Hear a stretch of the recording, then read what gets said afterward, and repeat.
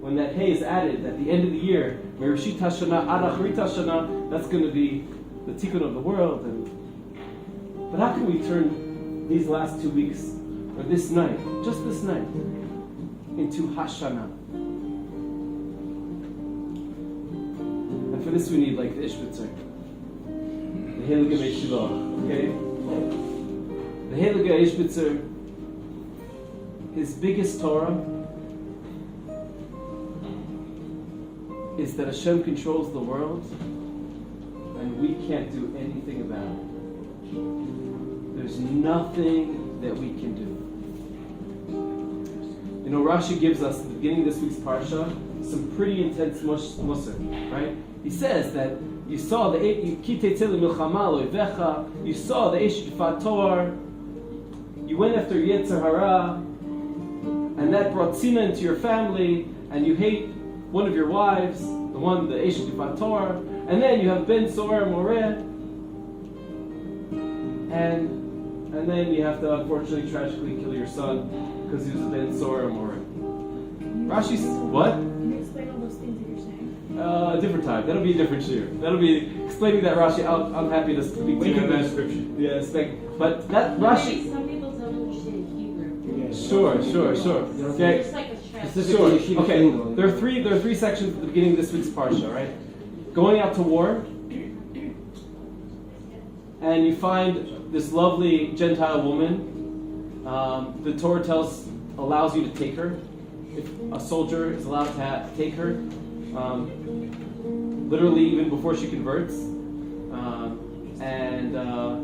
But the next section is that you have hatred in your family. And what? And then the next between your wives. No, but explain how you're not taking it. We're not going to go into all the halachas and then she has to, and then it's the whole process, and she has to convert. But the Torah says that you couldn't control your Yetzer Hara, and you're allowed to have relations with her.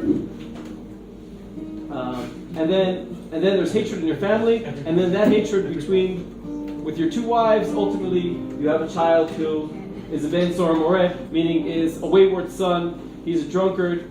He eats a lot of meat. Right? That's the Ben Soar Moreh. And the Torah says you should kill this child before he murders, before he does horrible things. And there's never been Lo Haya V'Lo Nifra. There's never been a Ben Soar Moreh. That's Rashi. Rashi is giving us like a Musar Shmuz, right? Don't go after Yetzer Hara, and then bad things won't happen.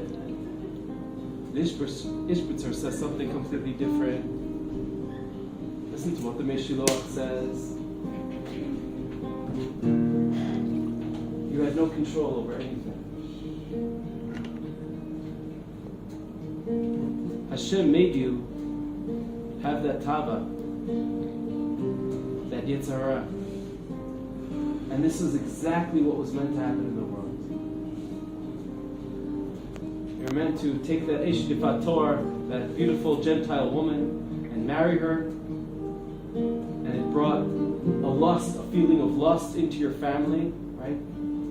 Lust translates into hatred. That hatred comes in, and then you have the child as a result of this. But it was exactly as scripted in Shemayim. It's a completely different understanding of the whole story. You know, there's a king of Am Yisrael, Chizkiyahu. He never got married. Why? He saw Baruch HaKodesh, he was going to have a son who was going to be a wicked king. Right? He's king of Israel, he was a tzaddik, he did wonderful things.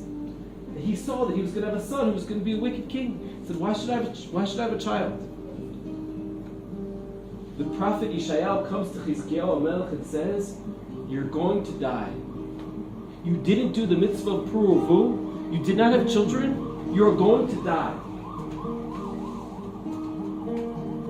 King Chizkiyahu says to the prophet, get out of my house now. I don't want to see you. This is the famous line that even when the sword is up against your neck, Afilu cherv munach al tzavarecha, al timnat tzmecha min harachamim.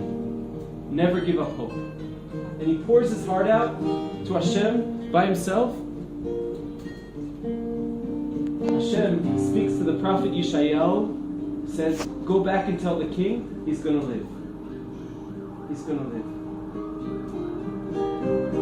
What happens? The king says, give me your daughter, I'll marry your daughter, and we'll do the mitzvah like we're meant to do. He marries Yeshayahu's daughter, and he has a son, Menashe, who is the most wicked king in the history of the Jewish people. The Tanakh tells us at the end of Malachi Bet that because of Menashe, the temple was destroyed. The Beit Mikdash that Shlomo Melech built was destroyed. He filled the kingdom with avodah zarah and horrible, horrible things. Even King Chizkiyahu, that tried to do the Ratzon Hashem by running away from having children. There's no running away. There's a Ratzon Hashem. Hashem's running the world. And the tshuva me'ava that we're doing tonight is that simply we're just accepting the world as it is. If we accept the world as it is, and everything that happens in our life as it is, no wars, everything that happened this year was exactly meant to happen, that is the biggest tshuva me'ava that we could ever do. We're accepting it. We're being mekabel. In Shita, these words we're trying to say Erev Shabbos. Right? This Shabbos is the day, once a week, right? That we don't do anything, we don't do any actions. We just sit, have a day of rest, and just be mekabel. Just accept. Whatever we did during the week, whatever happened, whatever didn't happen, our successes, our failures, Shabbos is a day to just sit and be and accept. And we come the end of the year now, we have 2 weeks left in the year. Mashu Kazeh. It's a time to just be mekabel. Okay, Israel's going into its 5th election in 4 years, you know? Okay, that's the way it is. That's the way it's meant to be. So I wasn't able to accomplish all of my goals. Okay, Seder, I'm mekabel.